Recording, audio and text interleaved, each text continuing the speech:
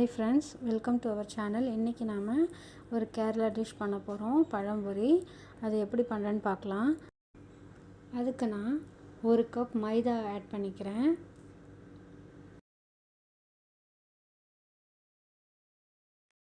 அது கூட ஒரு 1 டேபிள்ஸ்பூன் சுகர் ஆட் பண்ணிக்கிறேன். கொஞ்சமா மஞ்சள் ஆட் பண்ணிக்கிறேன். ஜஸ்ட் அது வந்து ஒரு கலருக்கு தான். கொஞ்சமா பேக்கிங் சோடா ஆட் பண்ணிக்கோங்க. ஒரு 1 பிஞ்ச் அப்படி ஆட் பண்ணிக்கோங்க. ஆட் பண்ணிட்டு தண்ணி கொஞ்சமாக ஊற்றி அது நல்லா பிசைஞ்சுக்கோங்க. கொஞ்சம் திக்காக இருக்கணும். பஜ்ஜி மாவு கன்சிஸ்டன்சியில் இருக்கணும்.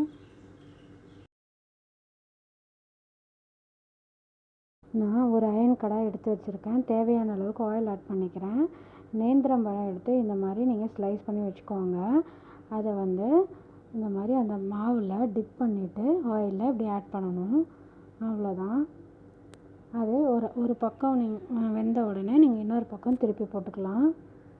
மீடியம் ஃப்ளேமில் வச்சுக்கோங்க. ரொம்ப எண்ணெய் சூடாகவும் போட்டுறாதீங்க. ஓரளவு எண்ணெய் வந்து சூடான பிறகு போட்டுடுங்க. பழுத்த நேந்திரம் பழமாக இருந்தால் இன்னும் நல்ல டேஸ்ட்டாக இருக்கும். பஜ்ஜி போடுற மாதிரியே அந்த பழம் எடுத்து இப்படி மாவில் நல்லா 2 பக்கமும் டிப் பண்ணி ஆயிலில் இப்படி ஆட் பண்ணணும். அவ்வளோதான். பாருங்கள், ஈஸி தான். ஆட் பண்ண உடனே ஒரு 1 மினிட் கழித்து நீங்கள் இப்படி திருப்பி போட்டிங்கன்னா அடுத்த பக்கமும் அது கொஞ்சம் நல்லா வெந்துடும்.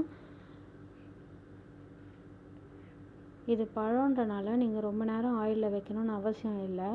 நம்ம வாழைக்கான்றனால அது கொஞ்சம் வேகணுன்றதுக்காக அது கொஞ்சம் நேரம் விட்டு வைப்போம். இது பழந்தான்றனால நீங்கள் ரொம்ப நேரம் வேக வைக்கணுன்ற அவசியம் இல்லை. இங்கே பாருங்கள், அகைன் நான் போட்டு காட்டுறேன். மாவு கொஞ்சம் நீங்கள் திக்காக பிசைஞ்சிக்கிட்டிங்கன்னா, ரொம்ப லிக்விடாக இல்லாமல் ஓரளவுக்கு நீங்கள் பிசைஞ்சிங்கன்னா உங்களுக்கு ஈஸியாக வரும். இது பழமும் கொஞ்சம் குழன்னு இருக்கனால ரொம்ப தண்ணியாக இருந்தோன்னா உங்களுக்கு டிப் பண்ணி எடுத்து எண்ணெயில் போட கஷ்டமாக இருக்கும். அதனால் ஓரளவு திக்காக பிசைஞ்சிக்கோங்க. ஒரு ஸ்வீட் ரெசிபி நீங்கள் குழந்தைங்களுக்கும் கொடுக்கலாம். நீங்கள் குழந்தைங்களுக்கு கொடுக்குறதா இருந்தால் பேக்கிங் சோடா ஆட் பண்ணாமல் அப்படியே போடுங்க. மைதான்றனால கொஞ்சம் கம்மியாக கொடுங்க, சீக்கிரம் டைஜஸ்ட் ஆகாது. அவ்வளோதான், நம்மளோட பழம்பொரி ரெடி ஆகிடுச்சு. நல்லா டேஸ்டியாக இருக்கும். ஜஸ்ட் ட்ரை பண்ணி பாருங்கள். தேங்க்ஸ் ஃபார் வாட்சிங். உங்களுக்கு என்னோடய வீடியோஸ் பிடிச்சிருந்ததுன்னா மறக்காமல் சப்ஸ்கிரைப் பண்ணுங்கள், கமெண்ட் பண்ணுங்கள். Bye bye.